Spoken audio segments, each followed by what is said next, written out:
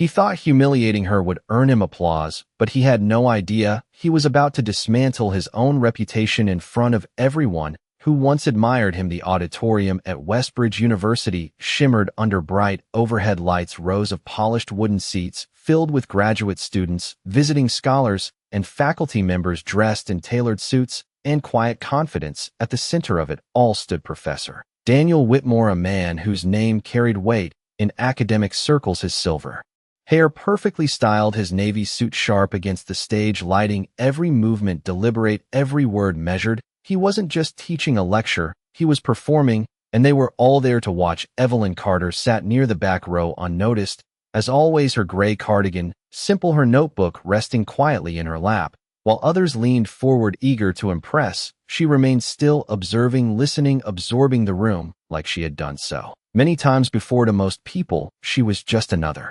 administrative assistant, someone who handled paperwork and scheduled meetings, someone invisible, and that was exactly how she preferred it, until Whitmore's voice cut through the air like a blade. "Any questions?" he asked, scanning the audience with a faint smile that suggested he expected none worth answering. A few students exchanged glances. No one dared challenge him, no one except Evelyn. Her hand rose slowly, almost reluctantly, the motion so subtle that it took a second before Whitmore noticed it.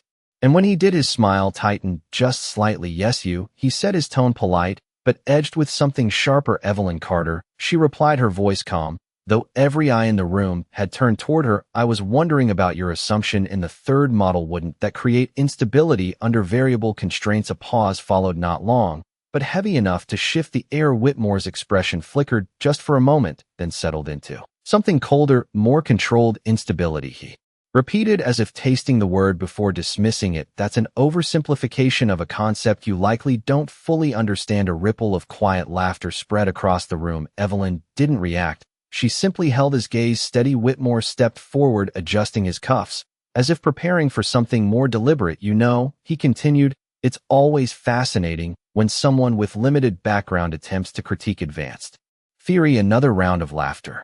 Louder this time, he turned toward the chalkboard, then back to her. "Perhaps instead of questioning it, you'd like to demonstrate your understanding. Come up here, solve it for us." His hand gestured toward the stage, slow, deliberate, inviting, but not really an invitation, the kind of gesture meant to expose, not empower. The room shifted, anticipation building. Students leaned in, whispers flickering like static electricity. Evelyn hesitated only for a fraction of a second, then closed her notebook and stood. Her steps measured as she walked down the aisle, each one echoing softly against the polished floor. Whitmore watched her with a faint smirk, already certain of the outcome, already imagining the applause, the lesson, the humiliation, but something in her expression didn't match the role he had assigned her. Her eyes steady, her posture calm, as she reached the front of the room, and for the first time the noise began to fade, not because anyone told it to, but because something had changed, something no one could quite name yet.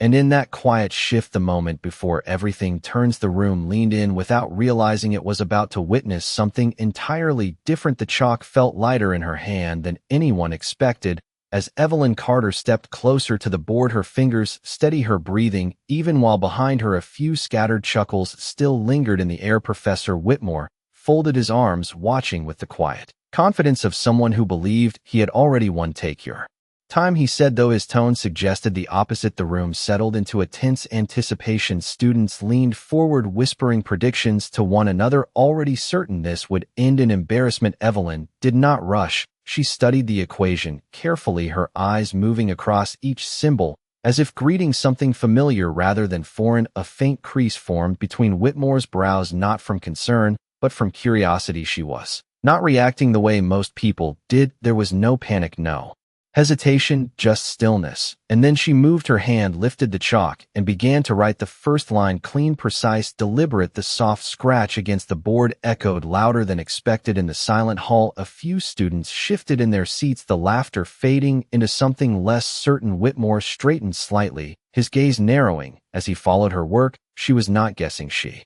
was not stalling. She was methodical, almost surgical, each step flowing into the next with a rhythm that did not belong to someone out of their depth. 1 minute passed, then another, and the room changed completely. The earlier smirks disappeared, replaced by quiet focus. Even the students who had been whispering fell silent, drawn into the unfolding sequence on the board. Evelyn did not look back. She did not acknowledge the audience or the professor. She simply continued her movements, calm, controlled as if the room no longer existed. Whitmore uncrossed his arms slowly, his posture shifting almost imperceptibly, his confidence still present, but no longer absolute. She reached a transition point in the equation and paused just long enough to adjust her approach, not correcting herself, but refining it.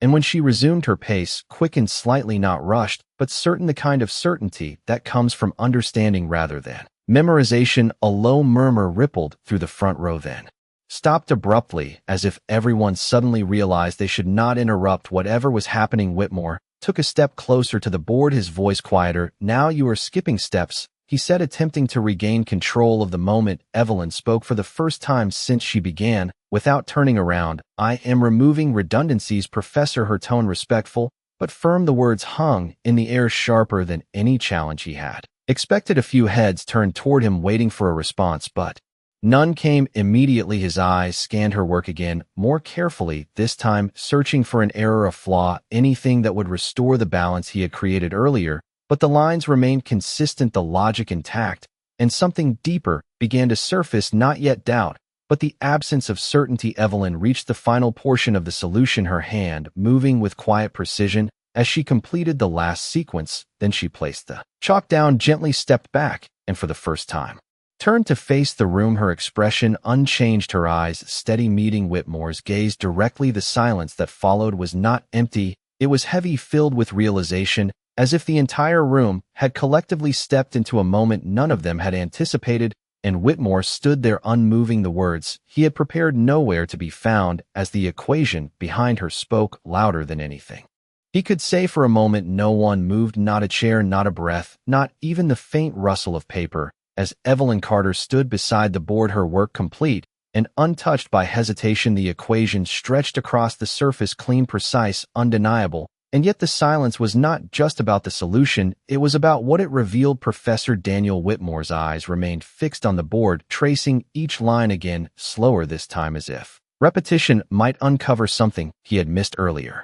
His lips parted slightly, then pressed together again, the confidence that once filled the room, now hanging somewhere just out of reach. A student in the front row leaned forward, squinting at the final step, whispering under his breath, "That is not even the standard approach." Another student shook her head quietly. "No, it is more efficient." The whispers did not grow, they faded, almost immediately swallowed by the weight of the moment. Whitmore finally stepped closer, his shoes echoing softly against the polished floor. As he approached the board, his hand lifted instinctively as if to point out a mistake, but it hovered there, suspended, unable to commit. Because there was nothing to correct, he cleared his throat, the sound sharper than intended. "You arrived at the correct answer," he said carefully, each word measured. "But your method," he paused, searching for ground that no longer felt stable, "your method is unconventional." Evelyn met his gaze without tension. "It removes unnecessary constraints," she replied, her voice calm, not defensive, not triumphant, simply certain. Another silence followed, heavier than before,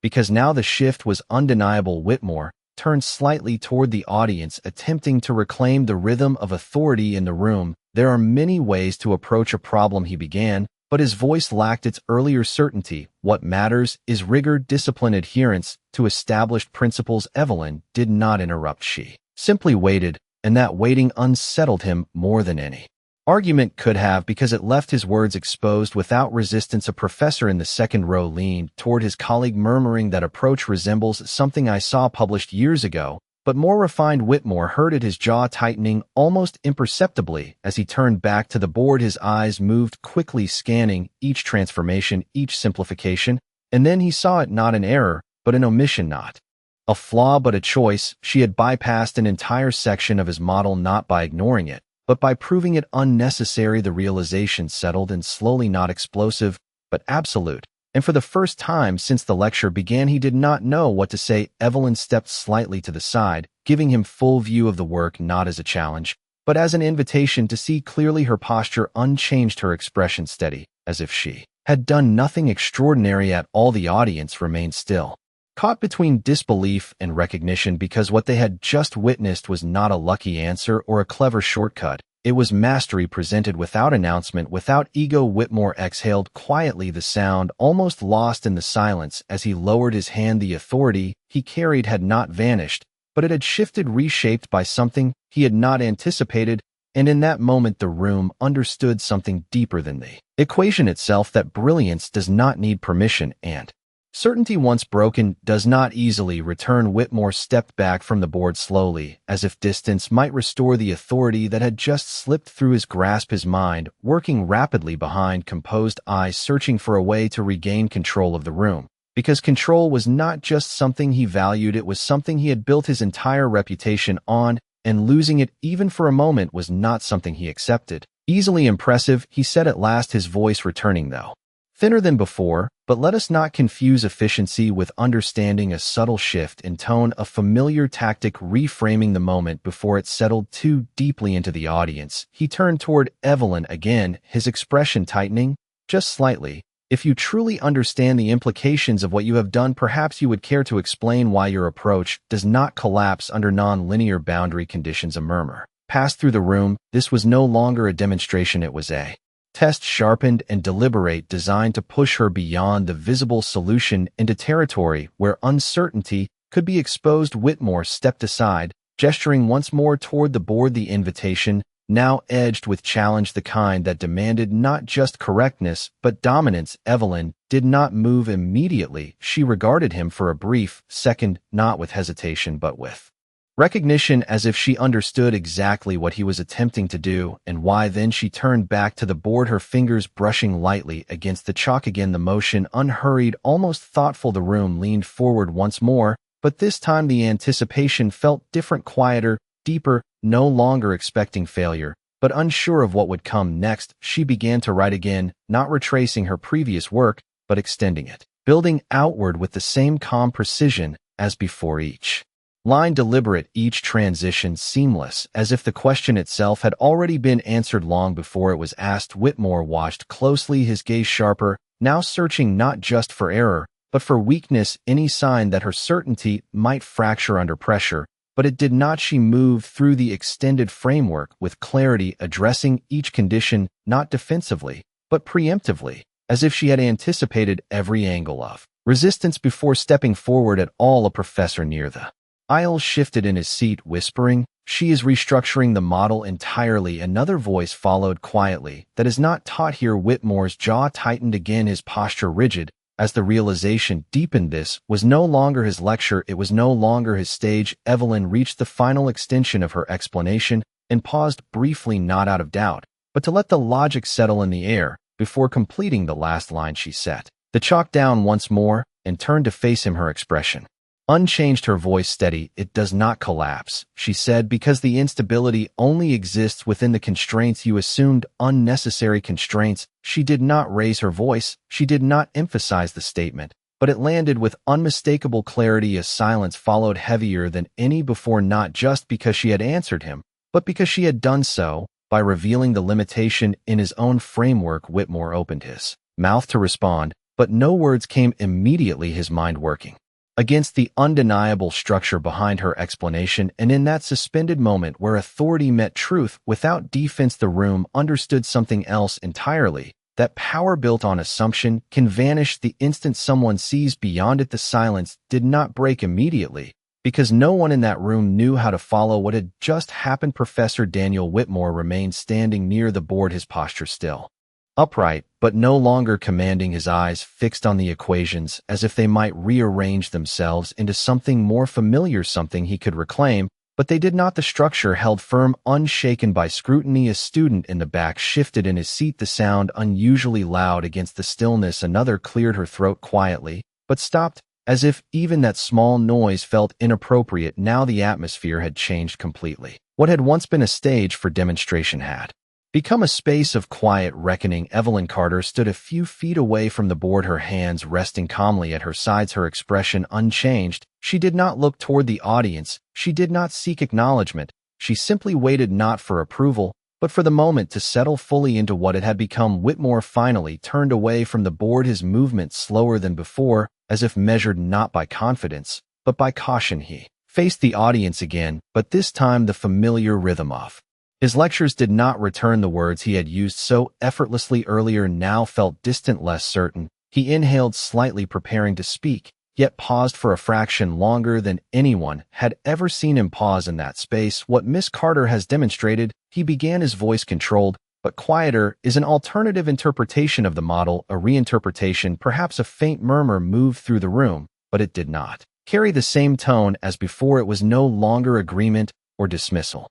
It was something closer to recognition. Whitmore glanced briefly toward Evelyn, then back to the audience, as if deciding how much to concede and how much to retain. Such approaches, he continued, can be valuable when grounded in rigorous understanding. He stopped again, because even as he spoke, the balance of authority had shifted beyond the reach of phrasing or framing. Evelyn did not respond. She did not need to. Her presence alone, her stillness, her certainty, had already said everything that mattered. A professor seated near the front slowly began to nod, not exaggerated, not performative, just a quiet acknowledgment of what had been witnessed. Another followed, then another, until the movement spread subtly across the room. Not applause, not approval in the usual sense, but something deeper, a recognition of truth that did not require permission. Whitmore noticed it, his gaze tightening for just a moment before softening, not in defeat, but in acceptance of something he could not reverse. He turned toward Evelyn fully, this time his voice steadier, though changed. Miss Carter, he said carefully, where did you study? The question hung in the air, different from his earlier tones, stripped of condescension, replaced by something quieter, more genuine. Evelyn met his gaze without hesitation. I did not study here, she replied simply. A faint ripple of curiosity passed through the audience. Whitmore held her gaze for a second longer, then nodded once, not as a gesture of authority, but of acknowledgment, and in that small movement the room understood what had truly shifted. Not just a lecture, not just a moment, but a perception that could not return to what it had been before. And as the silence settled once more, it no longer carried tension, it carried clarity, the kind that lingers long after the words have ended. The question lingered in the air longer than expected, not because it was complicated, but because of what it implied. Professor Daniel Whitmore did not ask questions like that, not publicly, not without purpose, and certainly not to someone he had dismissed just minutes earlier. Evelyn Carter held his gaze for a brief moment before answering, her voice calm, unembellished. I studied independently. A quiet ripple moved through the room, not disbelief, but intrigue, the kind that builds when something does not fit into familiar categories. Whitmore tilted his head slightly, as if reassessing not just her answer, but everything that had led to it. Independently, he repeated the word slower this time, as though testing its weight against what he had just witnessed. You were suggesting that this level of understanding came without formal guidance. Evelyn did not rush her response. It came from consistency, she said simply, from time, and from asking the right questions. The room absorbed that differently than anything else she had said, because it did not sound like defense. It sounded like truth. Whitmore's expression shifted again, not dramatically, but enough to be noticed by those paying attention. He turned slightly, pacing once across the front of the stage, a habit he often used to regain control, but this time the movement felt less like command and more like reflection. There are structures in place for a reason, he said after a moment. Systems that ensure rigor, that prevent misinterpretation. Evelyn nodded once, not in agreement, but in acknowledgement. And sometimes those structures become limitations when they are followed without question. Her tone remained even, not confrontational, but it landed with precision. A student near the aisle exchanged a glance with his classmate, both silently recognizing the shift that was still unfolding. Whitmore stopped pacing, his eyes returning to her, the dynamic between them no longer defined by hierarchy, but by something far more balanced. You seem very certain of your conclusions, he said, his voice quieter than before. Certainty is not the goal, Evelyn replied. Understanding is, and understanding changes when new perspectives are considered. The words did not challenge him directly, yet they carried a weight that made any dismissal feel insufficient. A long pause followed, not uncomfortable, but dense, as if the room itself was processing something deeper than a lecture. Whitmore looked back at the board once more, then at the audience, then finally at Evelyn, and for the first time since he had stepped onto that stage, his next words were not designed to impress. They were chosen carefully. Miss Carter, he said, would you be willing to walk us through your full framework, not as a demonstration, but as a discussion? A collective breath seemed to pass through the room. The invitation was subtle, but unmistakable. It was no longer about exposing weakness, it was about recognizing strength. Evelyn considered it for a brief second, then gave a small nod. She stepped forward again, not with hesitation, but with quiet purpose, her hand reaching for the chalk once more.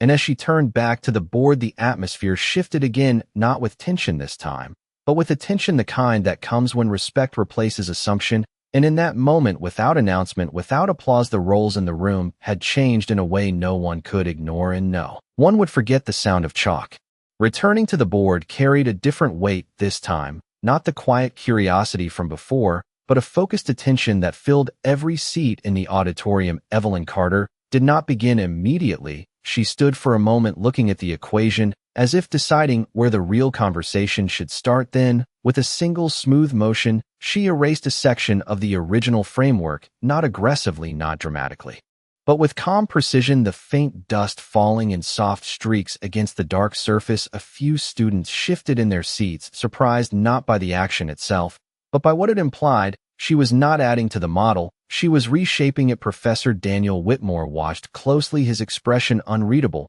but his posture still, as if he understood that interrupting now would only expose more than it concealed. Evelyn began to speak, her voice steady, clear, without strain. The instability appears here, she said, pointing to the section she had removed, not because the model is incomplete, but because it assumes fixed constraints where variability exists. She paused just long enough for the words to settle, then continued, when those constraints are released, the system does not collapse, it reorganizes. She turned slightly, writing a new sequence beside the original structure, her movements deliberate, each step flowing naturally into the next, as if the logic had always been there waiting to be seen. The room followed every line in silence. No one whispered now, no one shifted. The attention was complete. Whitmore's gaze tracked her work carefully, not searching for mistakes anymore, but studying, understanding. His earlier certainty replaced by something quieter, more analytical. She moved through the explanation without hesitation, addressing each implication before it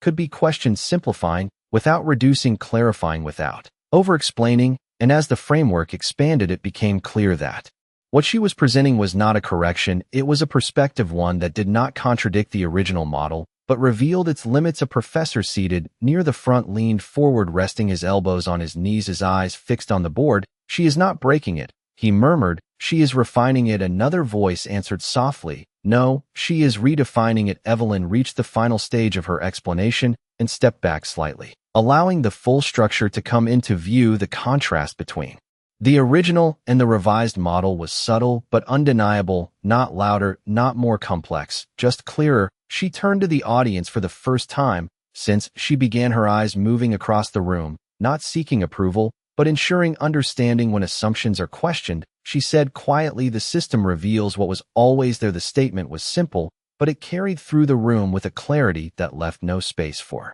misinterpretation. Whitmore exhaled slowly, his gaze still on the board, then finally shifted toward her, and for a moment he said nothing because there was nothing left to challenge. The authority he had relied on earlier no longer applied here. What remained was something else entirely, something earned rather than asserted. And as the silence settled once more, it was no longer heavy with tension, it was steady, grounded, the kind of silence that follows when something true has been made visible and cannot be unseen. No one applauded, and that absence of sound carried more meaning than any reaction could have, because what filled the room now was not excitement, but recognition. Professor Daniel Whitmore remained still for a moment longer, his gaze moving slowly across the revised framework on the board, as if committing it to memory, not as something to challenge, but as something to understand. He turned slightly toward the audience, then back to Evelyn Carter, and when he spoke again, his voice no longer carried the same sharp edge it had at the beginning of the lecture. This approach, he said carefully, is not something commonly presented in structured curriculum. A few students nodded, almost instinctively, not in agreement with him,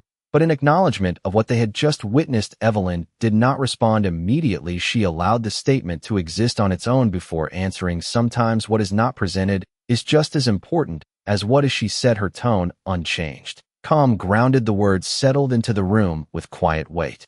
Not confrontational, not dismissive, simply true. Whitmore held her gaze for a moment longer, then gave a small nod, not forced, not performative, but genuine, and that single gesture shifted something deeper than any explanation could. A student in the front row raised his hand hesitantly, his voice softer than before. Excuse me, Professor, would this method apply to the extended model we studied last semester? Whitmore glanced at Evelyn briefly, then back to the student, and for the first time he did not answer immediately. Instead, he gestured subtly toward her. Miss Carter, would you like to respond? The invitation was simple, but its meaning was unmistakable. The authority in the room had been redefined. Evelyn stepped slightly forward, again her presence steady as she addressed the question. It depends on how the model defines stability, she explained. If the constraints are treated as fixed, then no, but if variability is introduced earlier in the process, then the same restructuring applies. She spoke without hesitation, without embellishment, her explanation clear enough that even those less familiar with the theory could follow along. A second hand rose, then a third. The hesitation that once filled the room replaced by curiosity, by engagement, by a willingness to ask and understand. Whitmore watched this unfold quietly. His expression composed but changed. He was no longer directing the conversation, he was part of it, observing it, adapting to it, and perhaps for the first time in a long time learning within it. Evelyn answered each question with the same calm precision, never rushing, never overstating, allowing the logic to guide the explanation rather than forcing it forward. And with each response, the atmosphere grew steadier, more grounded, the earlier tension completely gone, replaced by something far more lasting. Respect not given out of position, but earned through clarity and presence. As the final question settled and no more hands rose, the room fell quiet once again. But this silence was different. It was not uncertain. It was not heavy. It was complete. Whitmore stepped forward slightly, his eyes moving from the board to Evelyn, and then to the audience. And in that moment, he understood what everyone else had already begun to see, that authority built on reputation can command attention, but only truth can hold it. And as the stillness settled across the room, it carried with it a lesson no one would forget, not because it was spoken, but because it had been witnessed. The room remained still long after the last question had been answered, not because there was nothing left to say, but because no one wanted to break what had just settled into place. Evelyn Carter stepped back from the board, quietly, her role in the moment complete, not announced, not celebrated,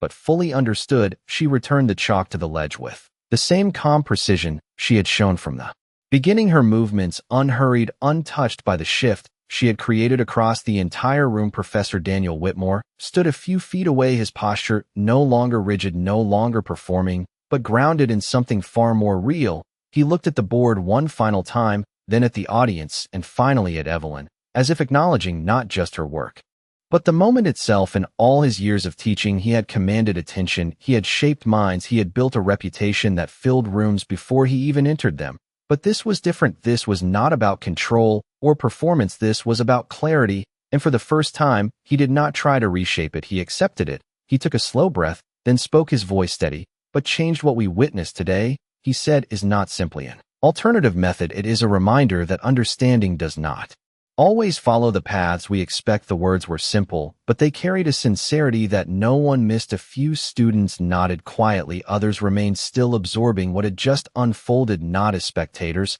but as participants in something they would remember long after they left that room. Whitmore turned slightly toward Evelyn, his expression composed but respectful. Miss Carter, he said, thank you. The room did not erupt into applause. It did not need to. Instead, there was a quiet shift as people straightened in their seats, as eyes no longer overlooked her, as the invisible became undeniable. Evelyn gave a small nod in return, nothing more, nothing less. Then she stepped away from the front of the room, moving back toward her seat with the same quiet presence she had always carried, but now the space around her felt different, not louder, not dramatic, just aware. A student who had laughed earlier lowered his gaze, another leaned back in silence, reconsidering more than just the lesson on the board.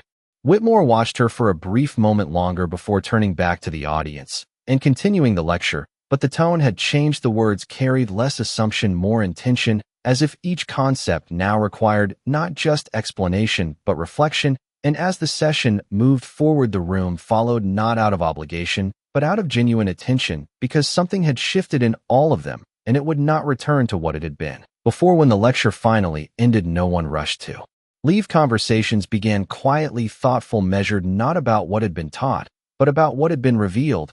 And somewhere between the equations and the silence, a truth had settled in without announcement, without force, that respect is never given by title alone. It is revealed in the moments when certainty is challenged and something greater stands without needing to prove itself. And that day the room did not just fall silent, it learned what silence truly means.